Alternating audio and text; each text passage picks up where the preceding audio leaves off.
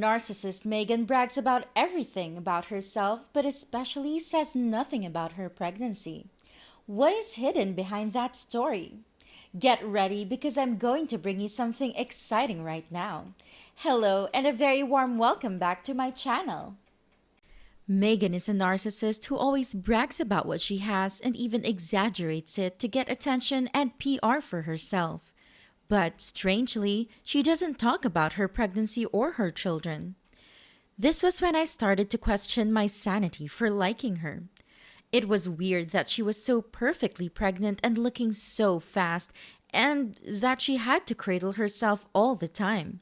Like, we get it, you're carrying the most special baby ever. God, it was never about the kid, though. She didn't care about the kid. That was just a prop for her to show off to the world her superior pregnancy and wanting the world to fall at her feet because of it. She never talks about her pregnancies because she doesn't seem to put in the research required to have an understanding or in-depth knowledge. Her level of comprehension of a subject appears to be nothing beyond the surface and superficial. Thus, revealing anything about a pregnancy would just highlight a lack of awareness. More than all the suspicious moon bump pics, more than the mysterious birth certificates, more than anything else, the fact that she never talked about her pregnancy convinced me that she was never pregnant.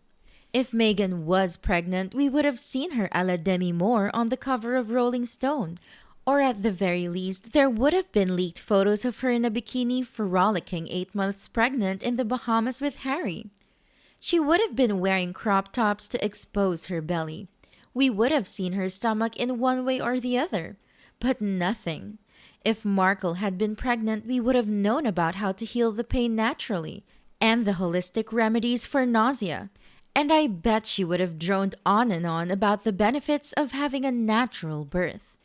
Instead, there was a weird announcement via Twitter that was deleted the minute it went up, that said with a typo in it that a baby had been born of a surrogate for the Duke and Duchess of Sussex. Then we got the announcement from the palace that a baby had been born for the Duke and Duchess of Sussex. And then the squashing of the pretend fetus whilst kneeling in a squat position with knees together, and I knew. She wasn't pregnant. If a woman in the last trimester squats with her knees together, they either fall backward or rupture something and injures the fetus. And then the swishing from side to side, it doesn't move like that. That was ridiculous. I think the reason she never really mentioned the pregnancies is because the truth would eventually come out. Hence why she disappeared, especially when the people were noticing the moving moon bumps and the flat boobs. A pregnant woman will be very rounded in bump and boobs because of hormones and rarely would wear high heels. Would also have some kind of swelling around her ankles, if tried to. Her choice of clothes said differently too. I think now, to deflect from it, she brought in the racism accusation, for 2 reasons. Because she felt she was silenced and the world would be talking about the accusations instead of her pregnancies. Hence why it was never mentioned after that or corrected in the media. You look at her bump when pregnant with a daughter in their garden, it was quite big when standing up, but quite flat and not rounded when lying down. If all of these rumors are lies, why is she not threatening court action? Several media people have called her bluff and welcomed her to challenge their views in court, but there is silence. Even her brother doesn't believe she was ever pregnant with Harry's children. None of us have ever seen the king holding his grandson and granddaughter in photos like he does with William's children. The photo of the late queen smiling at the baby Archie was photoshopped.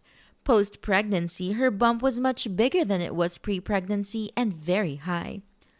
You look at Catherine's bump post-birth and they are all low. No signatures on the royal statement either, and Rachel Meghan has been removed from Archie's birth certificate. Harry said in his book that she had an epidural with Archie but was home 2 hours after his birth. That's impossible because in the UK, the catheter wouldn't have been taken out in that time or the feeling in the legs back to allow you to walk. It's at least a 6-hour stay, private hospital or not. But someone has worked out that it takes 45 minutes from the hospital to Frogmore Cottage. So that means she left the hospital an hour and 15 minutes after 2 epidurals. And I just want to say that she would never deny herself regaling the world with every mundane detail of how she suffered through both pregnancies, to the point of giving everyone their morning sickness just having to listen to it. More importantly, she would also never deny herself the scores of paparazzi waiting to get the first shots of her exiting the Portland hospital with the first child and then exiting the University of California, Los Angeles Medical Center the second time. If she birthed those 2 children, the hospital exit experiences would have been the pinnacle of royal existence for her. But instead, nothing. It doesn't add up, given what is now known about her. I have always thought and said that if she had been pregnant, she would have written at least 2 books telling everything about each pregnancy, several speeches, and paid tutorials about how to eat, how to dress, and how to do everything while pregnant. She would be giving lessons to the world about it from day one. She has never been pregnant. Even Harry has nothing to tell about it, which is unusual since most fathers have many things to say about their wives' pregnancies. Another thing is that during her pregnancy, she always acted strangely with her pregnant belly. First, squatting down is one thing, but doing it in heels and knees together at 7 months is another. Place a soft ball next to your belly and try to squat on your heels without extending your legs. The child has nowhere to go. The body is filled with organs and the baby is in a bubble of fluid. They don't go out of their way. Second, it's hard to bend down when you're 8 months pregnant, but it's almost impossible to stand up that quickly. It's like having a heavy lump of lead in your stomach. It's too heavy. You need a hand even when sitting on a chair. It is difficult to stand up without one. Harry had never treated her as if she were pregnant, even holding her arm downstairs to keep her steady and safe from falling. Third, there is a footage of Meghan, approximately 8 months pregnant, squatting down to speak to a child. She has her knees together, squats, and rises without difficulty. Harry is behind her and makes no move to help her stand up. A heavily pregnant woman would find this maneuver problematic, and Harry was raised to have good manners. The fact he does not offer to help Meghan stand up speaks volumes. He didn't help, there was no need. The moon bump wasn't causing balance issues. Fourth, every woman I ever knew who was in their first pregnancy loved to talk to other pregnant women endlessly about what they were going through. Sharing is purposefully done to ensure all will go well, or when to detect when there is a problem. Her not speaking about it was a glaring omission. Fifth, I think it's incredibly weird to think that someone in her position would fake a pregnancy, but the photos and videos of her bumps are bizarre, especially the falling bump at Birkenhead. Also, the sizes of her belly don't seem normal for her gestational stages. It's just so hard to fathom that someone in the public eye like that would have the nerve to try such an elaborate deception. It makes it hard to believe. But if you accept that she is driven by ambition and profound self-belief, then it seems like she would attempt it. The whole skullduggery of the hospital and birth certificates also caused doubt.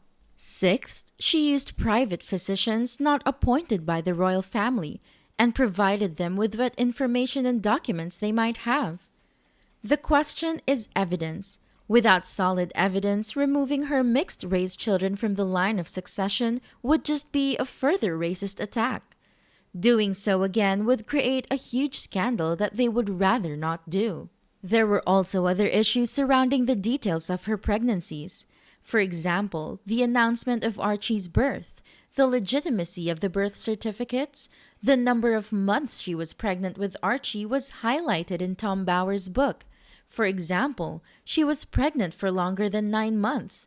She has done nothing to quell the rumors. The invisible children that do not exist anyway were never in a million years born from Meghan's body. And unless it is 100% proven otherwise, and beyond a shadow of a doubt to us, the people with accounts and signatures of at least 4 medical staff present at both births, as is the law and has been for every previous royal birth, these invisible children's names must be removed from the line of succession. They are not eligible. Even if they, by some miracle, do exist and do possess Meghan's royal blood with him being the donor, but were born from surrogacy, they are still not eligible to be in the royal lineage. Again, they are classed as illegitimate if they were not born of Meghan's body. It's all such a crock. She thinks people can't stand her now? Well, wait until they find out about the farce of the century. Reflecting on the issues we have just discussed, I believe it opens up many fascinating perspectives and deepens our understanding. Your opinions are extremely valuable as they enrich our discussions and help us approach topics from many different angles. So, do you like the topic I brought you today? If so, type OK. And if you don't like it, that's okay, but please leave me a comment in the comment section. Don't forget to subscribe to the YouTube channel and share this video, because your support is a strong motivation for us to continue to improve and provide deeper content. Thank you, and I look forward to our next meeting. Take care.